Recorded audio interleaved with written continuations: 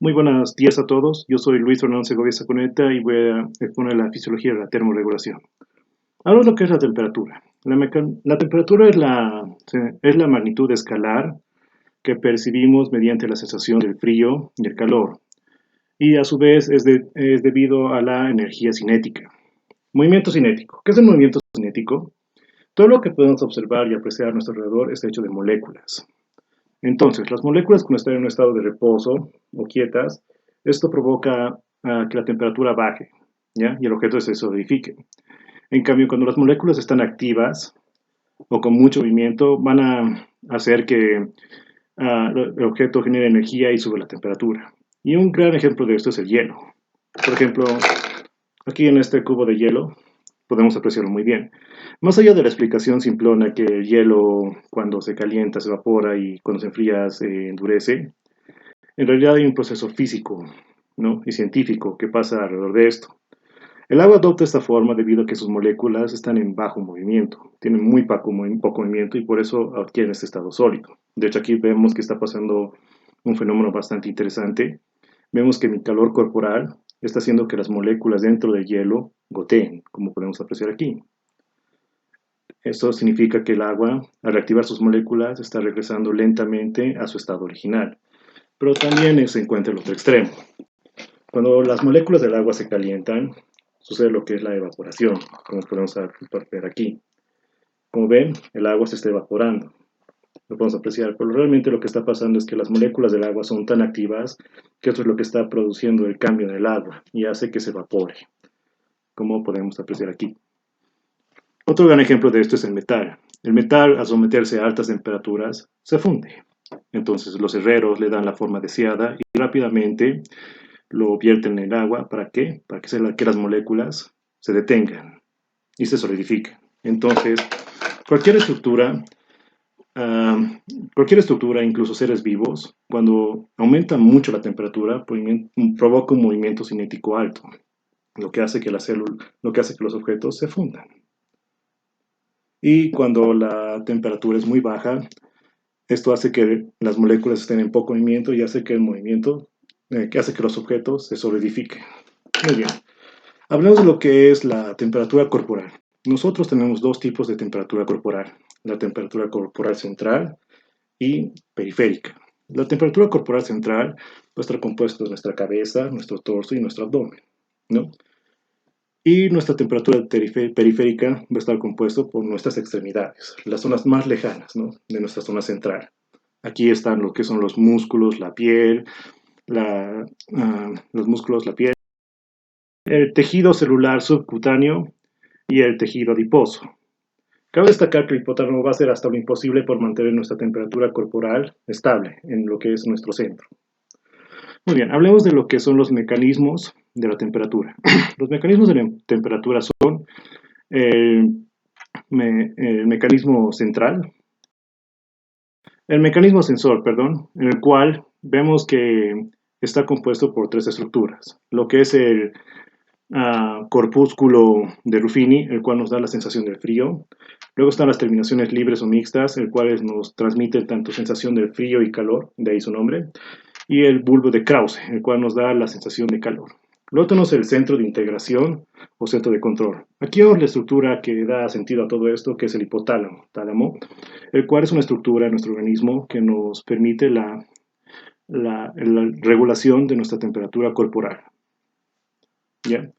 Y bueno, luego tenemos lo que es el mecanismo efector. El mecanismo efector se encuentra en nuestra corteza y este va a ser el que va a activar el proceso de regulación del calor, aumentando o disminuyendo nuestra temperatura.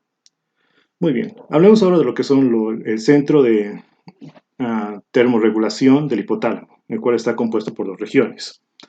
Tenemos lo que es la región central o perióptica, el cual va a ser un centro termorregulador central que va a regular lo que es la temperatura de nuestro organismo, ¿no? El calor en nuestro organismo y el que activa el centro de sudoración. ¿Qué es la sudoración? Cuando nuestro cuerpo genera mucho calor, tenemos que liberarlo de alguna forma. Y aquí es donde se activa la sudoración, que es para liberar calor corporal, para que no tengamos volúmenes muy altos de calor en nuestro cuerpo. Y luego está la región posterior. La región posterior es el centro termorregulador posterior, el que se encarga de aumentar lo que es la temperatura corporal. ¿Mediante qué? La tiritación. Que la tiritación es lo que es el temblor. El temblor. Nosotros cuando hace mucho frío empezamos a temblar, pero realmente lo que está haciendo nuestro organismo es que está generando un movimiento. Lo que ya he dicho previamente, el movimiento constante genera calor, ¿no? Pues que, ¿no? Porque estoy haciendo que mis moléculas tengan movimiento, y así es como el cuerpo se calienta, mediante lo que es la tiritación. Y es un sistema de regulación corporal. Muy bien, ahora hablemos de lo que es la temperatura corporal normal. La temperatura corporal normal es de 36 a 37 grados centígrados. Muy bien, esos son los valores normales, pero existen varias formas de tomar nuestra temperatura corporal. La más exacta y precisa es la temperatura rectal, la cual es un proceso que se usa mayormente en recién nacidos, pero no se usa en personas adultas porque genera mucha incomodidad al paciente. Sus valores normales son entre 36.6 grados centígrados y 38 grados centígrados. Si se tiene lecturas de 38.8, eso es fiebre. También está la temperatura oral, en el cual en un termómetro lo medimos poniendo debajo de nuestra lengua. Es un método de tomar temperatura bastante popular y común, aunque no nos da una lectura precisa, debido a que nosotros exhalamos por la boca y hablamos por esta, afectamos en algo lo que es la medición. Sus valores normales radican entre 35.5 grados centígrados y 37.5 grados centígrados. Si se obtiene una medición de 37.8 grados centígrados, es una temperatura alta. Muy bien, vayamos con el siguiente, que vendría a ser lo que es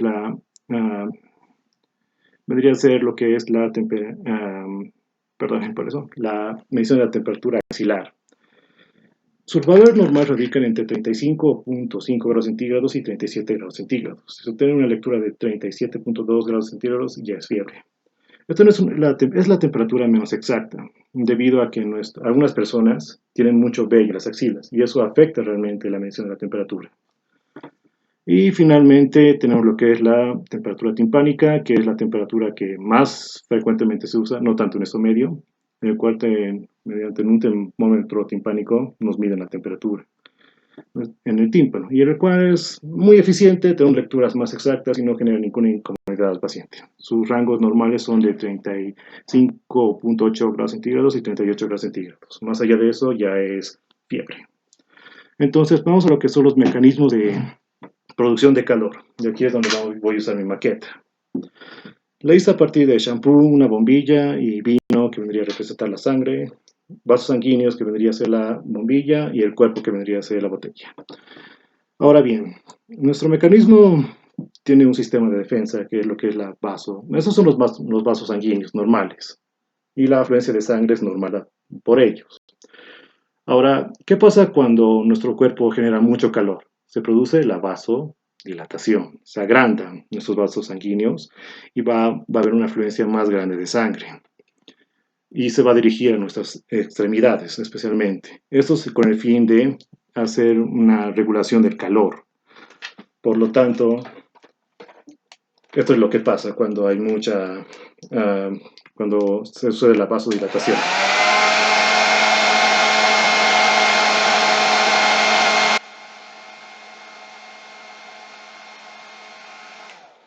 Y eso lo explica lo que es la vasodilatación.